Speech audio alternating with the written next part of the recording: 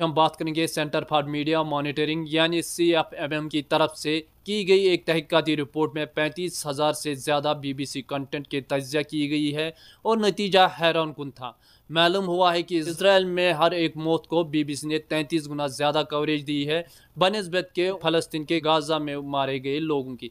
सिर्फ यही नहीं बल्कि BBC के आर्टिकल और ब्रॉडकास्ट रिपोर्ट में भी दोहरा मयार इतना वाज़ा था कि हर एक जुमले जैसे कि हिडन एजेंडे का हिस्सा लगता था। अगर हम बात करेंगे दुनिया के सबसे बड़े मीडिया इंस्टीट्यूशनों में से एक BBC का नाम जर्नलिज्म की क्रेडिबिलिटी का सिंबल माना जाता है, लेकिन गाज़ा में इसराइल के दरमियान जंग के दौरान BBC की रिपोर्टिंग ने एक ऐसा रुख इख्तियार किया है जो न सिर्फ बायस्ड यानी एक तरफा था बल्कि डबल स्टैंडर्ड का आईना भी बना हुआ है। ये बात जो है सेंटर ऑफ मीडिया मॉनिटरिंग की रिपोर्ट 2023-2024 की रिपोर्ट में वाज़ेह तौर पर सामने आई है।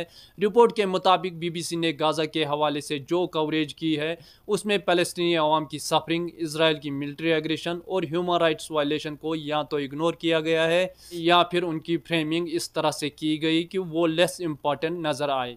इस रिपोर्ट में कहा गया है कि मेन स्ट्रीम ब्रिटिश मीडिया खासतौर पर BBC मुस्लिमों के हवाले से नेगेटिव नैरेटिव को बढ़ावा दे रही है और फॉर राइट आइडियालॉजी जो पहले इंटरनेट के डार्क कॉर्नर में थी अब वो मेन स्ट्रीम हेडलाइन का हिस्सा बन चुकी है। अगर हम बात करेंगे यूनिवर्सिटी ऑफ कैम्ब्रिज के मुताबिक ये कवरेज यूके में मुस्लिम्स के खिलाफ हॉस्टिलिटी को फ्यूल कर रही है। IFPO के फॉर्मर चेयरमैन ने भी ये तस्लीम किया है कि मुसलमान और इस्लाम को पोर्ट्रे ब्रिटिश मीडिया में इतना एक तरफा है। ऐसे लफ्ज़ या ट्यून ज्यूइश या रोमन कैथोलिक कम्युनिटीज़ के लिए कभी यूज़ नहीं किया जाता है। CFMM के डाटा एनालिसिस के मुताबिक BBC ने गाज़ा वार के दौरान कई ऐसे इंसिडेंट रिपोर्ट किए हैं जहां उन्होंने इजरायली नैरेटिव को प्राइमरी सोर्स के तौर पर इस्तेमाल किया है, जबकि फ़लस्तीनी सोर्स को या तो डिसरिगार्ड किया गया या उनकी क्रेडिबिलिटी पर सवाल उठाए गए हैं। मिसाल के तौर पर अगर हम बात करेंगे अक्टूबर 2023 में जब गाज़ा में हॉस्पिटल पर एयर स्ट्राइक हुई, BBC ने पहले इजरायली वर्जन को एयर किया जिसमें यह कहा गया है कि हमास ने खुद अपने मिसाइल से ये अटैक किया था। ये बाद में जब इंटरनेशनल ऑर्गेनाइजेशन ने इसको कंफर्म किया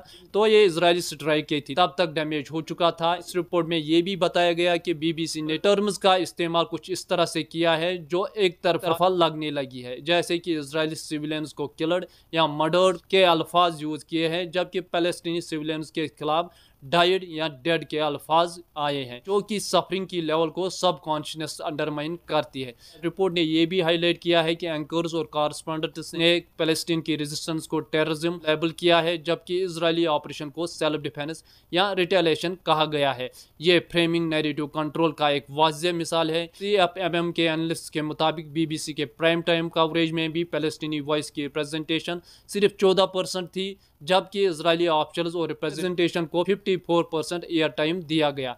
जब इंटरनेशनल जर्नलिस्ट या UN ऑफिशियलों ने गाज़ा की ह्यूमैनिटेरियन क्राइसिस की जिक्र की तो BBC एंकर्स ने उनके स्टेटमेंट्स को काउंटर क्वेश्चनिंग के जरिए अंडरमाइन किया। इस रिपोर्ट में ये भी बताया गया कि BBC के सोशल मीडिया प्लेटफॉर्म ने भी इसी जो है एक तरफा रिपोर्टिंग को रिफ्लेक्ट किया, जैसे कि हेडलाइंस ट्वीट्स में भी इजरायली कैजुअलिटी की जिक्र प्रोमिनेंट थी, जबकि फ़लस्तीनी डेथ को मिनिमाइज किया गया। सेंटर फॉर मीडिया मॉनिटरिंग यानी CFMM की एक रिसर्च रिपोर्ट जो 7 अक्टूबर 2023 से लेकर 6 अक्टूबर 2024 तक के 35,000 से ज़्यादा BBC के आर्टिकल और ब्रॉडकास्ट सेगमेंट्स की तज्ज़िया की गई है, जिसमें पता चला है कि हर एक इजरायली मौत को फ़लस्तीनी मौत के मुकाबले में 33 गुना ज़्यादा कवरेज मिली है। अगर हम बात करेंगे ये सिर्फ कवरेज का फ़र्क ही नहीं बल्कि इस्तेमाल किए गई ज़ुबान भी पूरी तरह से जानिबदारी की इजहार करती है, जहाँ इजरायली हलाकतों के लिए मैसेकर, मर्डर या बुचर्ड या बार अल्फाज इस्तेमाल किए, जबकि फ़लस्तीनी मौतों को अक्सर किसी भी इमोशनल या स्ट्रॉन्ग टर्म के बगैर रिपोर्ट किया गया है।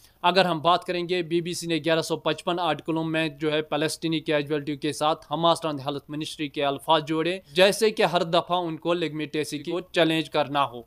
इस रिसर्च में ये भी सामने आया है कि BBC ने जेनोसाइड के इल्ज़ामात को बार बार सरप्रेस किया है और सबसे ज़्यादा डॉक्यूमेंट इंस्टेंस में प्रेजेंटर्स ने जैसे इल्ज़ामात को या तो इंटरप्ट किया या उन्हें रिजेक्ट किया। जनवरी 2024 में इंटरनेशनल कोर्ट ऑफ जस्टिस ने खुद कहा था कि गाज़ा में जेनोसाइड का पॉसिबल रिस्क मौजूद है, लेकिन BBC ने इस पे कुछ खास हाईलाइट नहीं किया। CFMM की रिसर्च ने यह भी बताया है कि गाजा पर इसराइली अटैक हुआ तो BBC ने पैसिव लैंग्वेज यूज की, जिसमें इसराइली जिम्मेदारी को छुपा दिया गया और इसराइली पर्सपेक्टिव को पैलेस्टीनी पर्सपेक्टिव से 11 गुना ज्यादा प्रमोट किया गया। 2340 बार इसराइली पोजीशन समझाई गई, जबकि सिर्फ 2017 बार पैलेस्टीन की। रिसर्च ने यह भी समझाया कि BBC ने हिस्टोरिकल कॉन्टेक्स्ट को इग्नोर किया।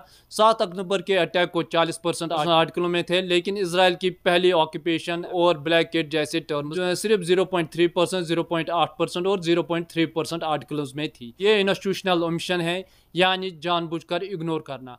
दूसरी तरफ अगर हम बात करेंगे, BBC ने यूक्रेन और गाजा की कवरेज में भी डबल स्टैंडर्ड रखा। वार क्राइम्स के हवाले से यूक्रेन को गाजा के मुकाबले में 2.6 टाइम्स जो है ज्यादा कवरेज मिली। वही अगर हम बात करेंगे, रशिया एक्शंस का डिफेंस सिर्फ जो है 17% में रिपोर्ट हुआ, जबकि इजरायली एक्शंस को 75% में। जर्नलिस्टों के कत्ल में भी ये असर था। गाजा में 232 जर्नलिस्ट मारे गए हैं, लेकिन BBC ने सिर्फ 6% कवर किया, जबकि यूक्रेन में 62% डेथ्स को रिपोर्ट किया गया। ये भी सामने आया है कि पैलेस्टीनीज को जो है प्रिजनर्स कहा गया, जबकि इजरायलीज को होस्टेज। और पैलेस्टीनी प्रिजनर्स जिनमें से 3500 लोग बिना चार्ज के हैं और 400 से ज्यादा बच्चे, उनका नाम तक नहीं आया है। 2025 में जब होस्टेज एक्सचेंज हुए तो BBC की कवरेज का 75% इजरायली होस्टेजों पर था, जबकि 90 पैलेस्टीनी रिहा हुए। सिर्फ 3 इजरायली। इसके बावजूद इमोशनल स्टोरी सिर्फ इजरायली फैमिलीज के लिए बनाई गई, पैलेस्टीनी प्रिजनर्स को नाम तक नहीं दिया गया। ये सब कुछ इस बात का सबूत है कि BBC ने जब वहां पे लोग मारे गए, जब वहां पे जर्नलिस्टों को टारगेट किया, तो तब जो है BBC ने सिर्फ एक साइड की कहानी दुनिया के सामने रखी।